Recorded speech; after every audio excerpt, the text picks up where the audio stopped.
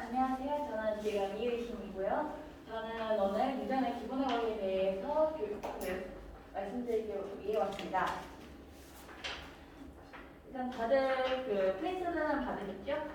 이거는 제가 이 수업 자료를 만드는데 그러니까 주로 참고했던 자습서에 대한 요약본이고요. 그거에서 제가 필요한 부분만 따서 왔는데 제가 교육하기 쉽도록 설명한 순서가 좀 바꿔가지고 제가 페이지를 말씀해 주실 테니까 좀 자세히 넘겨주시면 좋겠습니다.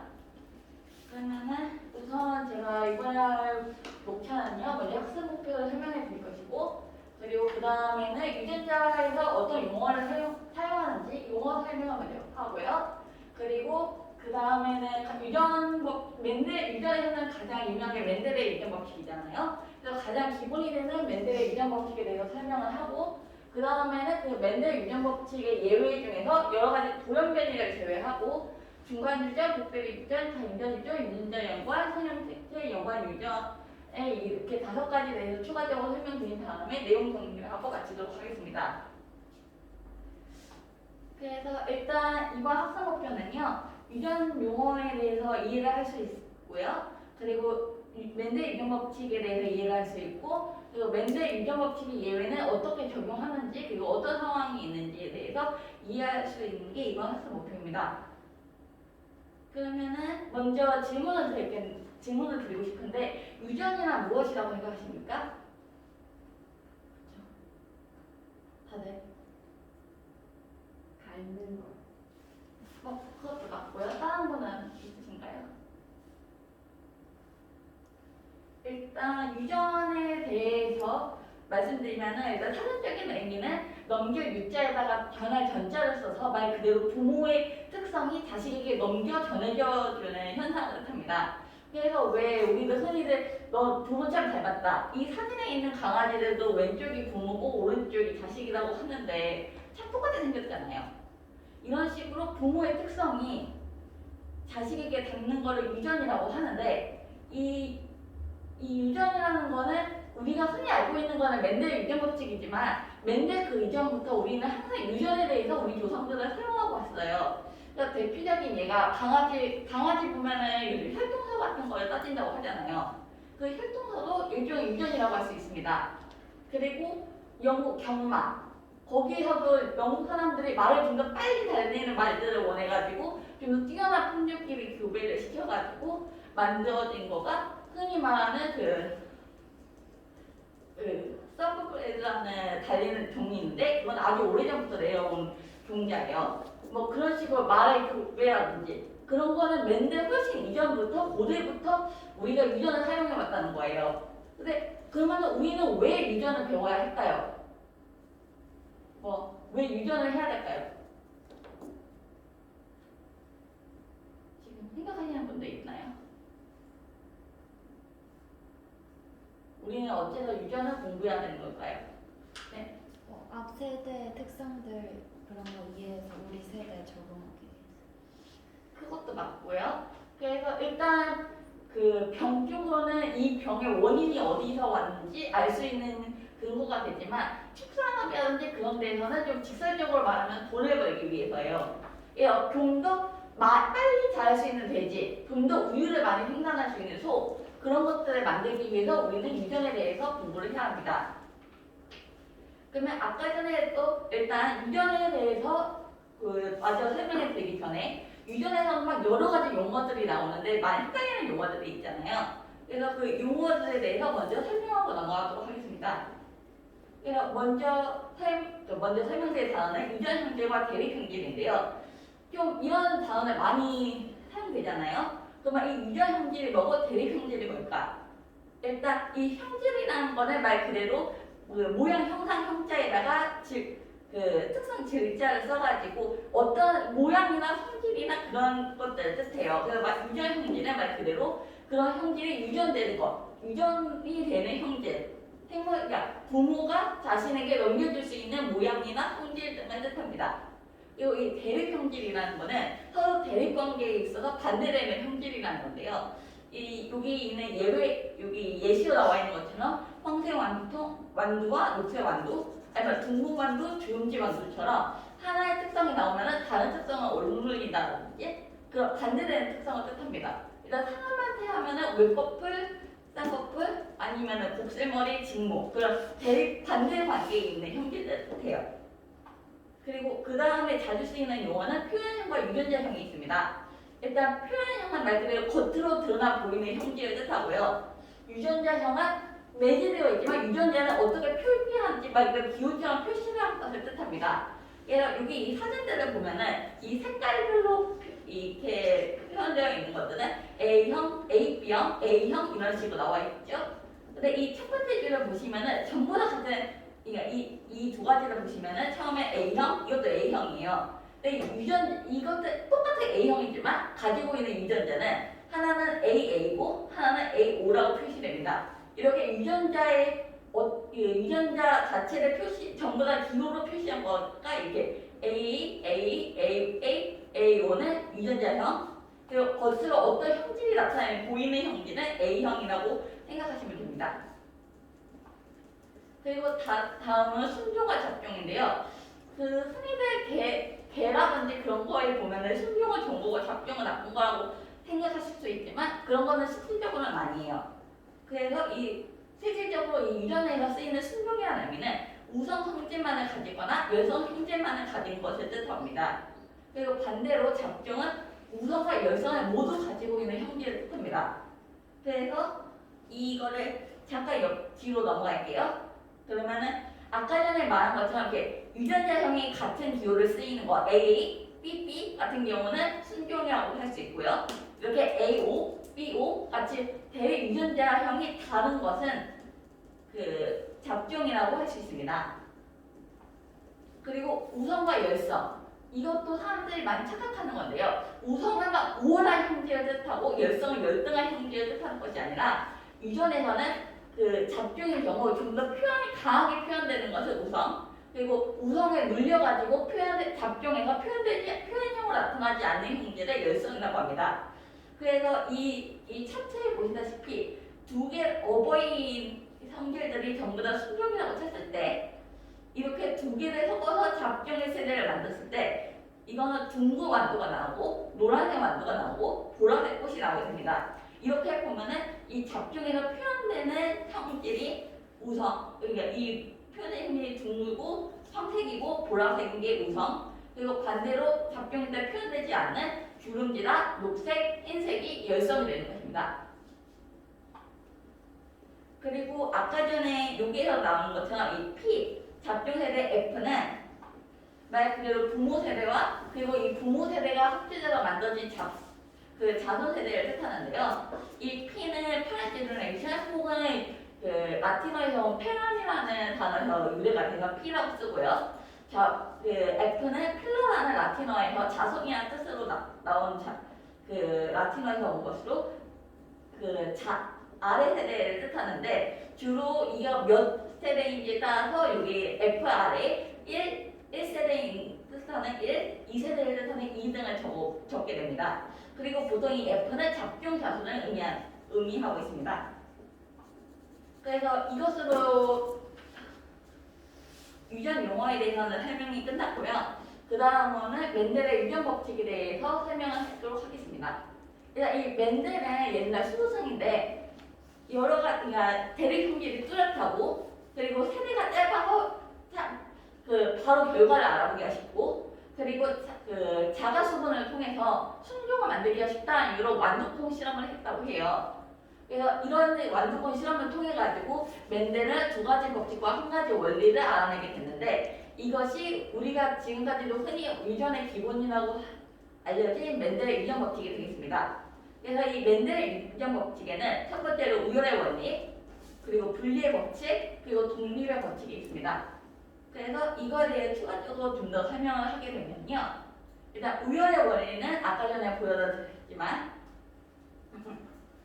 일단 서로 다른 대립 형질이 나타내는 두 유전자가 쌍을 이루고 있을 때 열성 형질은 억제되고 우성 형질만 표현이 된다는 원리입니다. 그래서 쉽게 말하면은 이런 잡종들은 분명히 두 둥근 것과 주름진 형질을 모두 가지고 있지만 우성인 둥근 것만 표현형으로 나타난다는 것을 의미합니다. 그리고 이거 다음엔 분리의 법칙인데요. 분리의 법칙은 그 프린트로 나와 있지만 그 원리 사전적인 의미로는 대립 유전자쌍이 생식세포 형성 시 분리되어서 각각 다른 생식세포로 들어가는 현상이어서 자손으로 내려질 경우 일정한 비율로 나타난다는 것을 뜻합니다.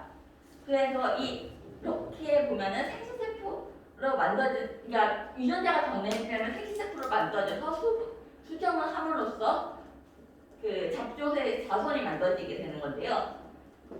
이렇게 보면은 자가수분에서 이 RR과 RR이 교배됐을 때 큰 알끼리만 모여가고 작은 알끼리만 모여가고 그렇게 하는 것이 아니라 큰 알 따로 작은 알 따로 여기 각각 분리되어서 나타나가지고 RR이 만날 확률, R과 작은 R이 만날 확률이 전부 다 일정하게 동일하게 나타난다는 것이 분리의 법칙의 요점이라고 할 수 있습니다. 그리고 그 다음은 독립의 법칙인데요. 독립의 법칙은 두 쌍 이상의 대립 형질이 함께 유전될 경우 서로 유전자에 영향을 미치지 않고 각각 분리의 법칙에 따라서 독립적으로 유전되는 현상을 뜻합니다. 그래서 이렇게 여기에서는 두 가지 형질이 뭐냐면은 큰 R과 Y 둥근 형질과 이 색깔의 형질 두 가지를 봤을 때 우리는 이 큰 R과 큰 Y가 함께 움직이는 게 아니라 R은 R 따로 Y 따로 이렇게 그 법칙 분수에는 영향을 미치지 않는다는 건데요. 좀 더 쉽게 말씀드리면은 결과적으로 나타나는 이 비율들을 봤을 때 하나 노란색인 이 색깔만 따질 때는 노란색인 거는 12 그리고 녹색인 거는 4 그래서 총 3대 1 각각 노란색, 녹색이 3대 1의 비율로 나오고 이 둥근 것과 주름진 거의 형질만 비교했을 때 둥근 원들의 개수는 9 더하기 3을 해서 12개 그리고 주름진 완두콩의 개수는 3 더하기 1을 해서 4개 그래서 총 아까 전에 그 색깔의 비율과 똑같이 3대 1로 나눠진다는 것을 뜻합니다. 그래서 이렇게 맨델의 유전의 법칙에서 설명을 했는데요.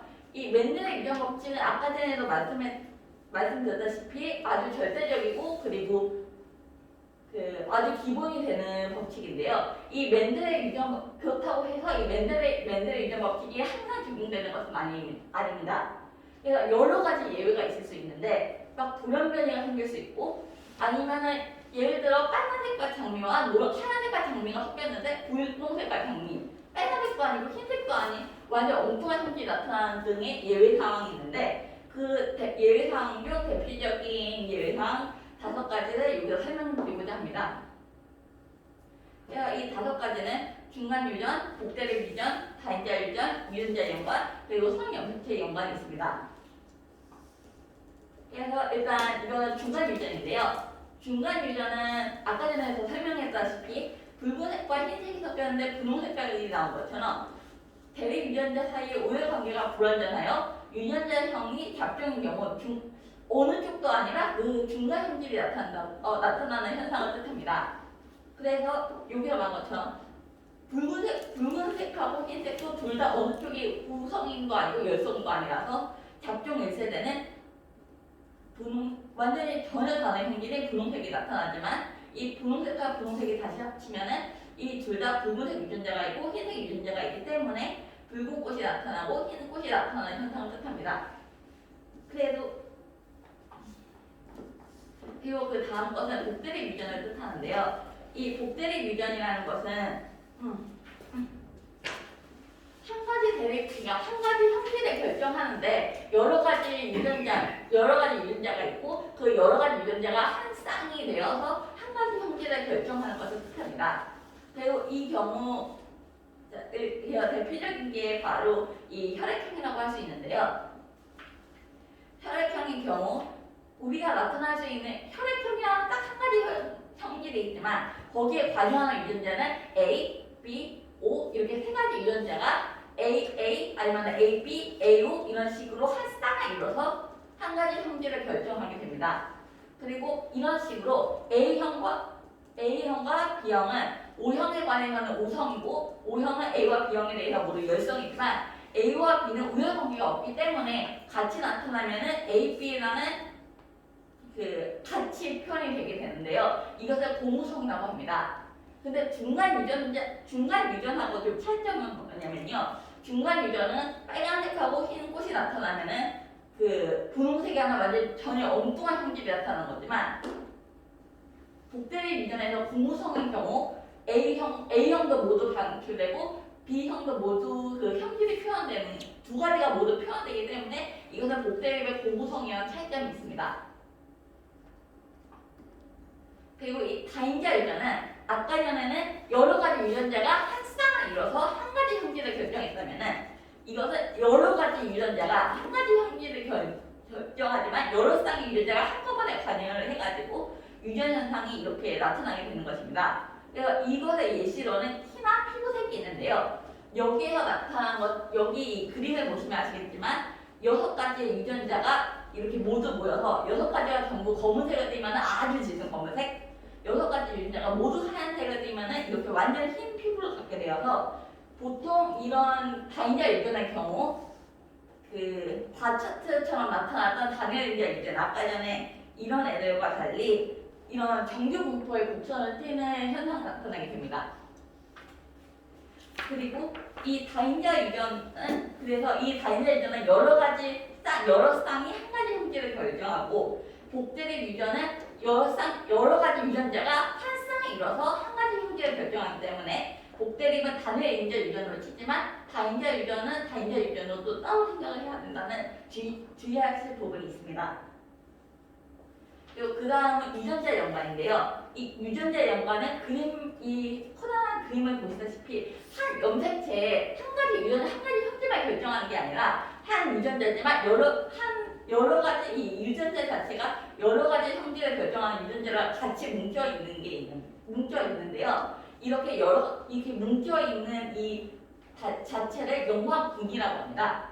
그래서 이 이쪽 그림을 보시면요. G와 L이 연관군이라 한 유전자에서 같이 움직이기 때문에 G와 L이 연관군이라고 할 수 있는데요.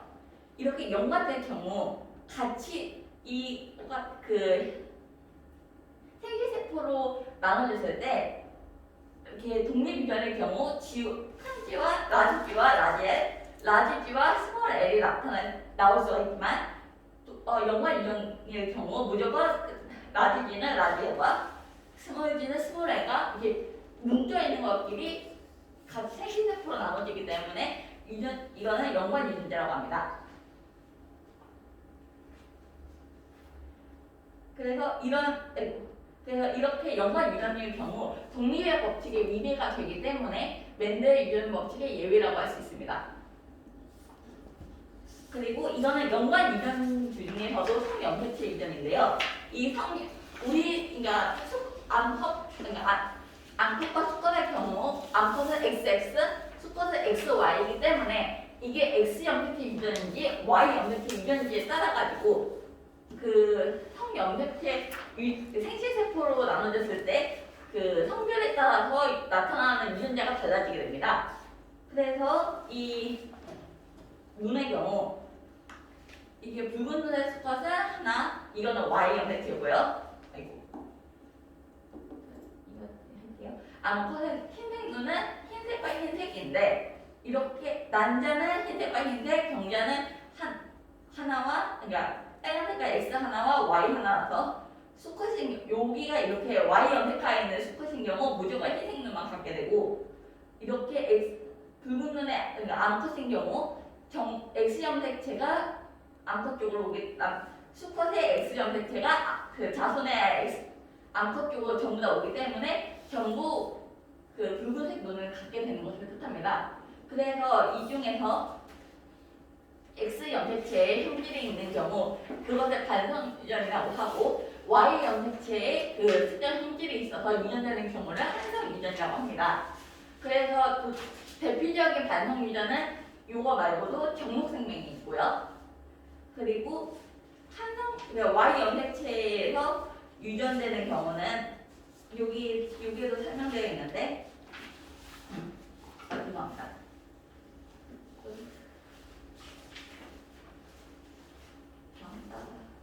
네.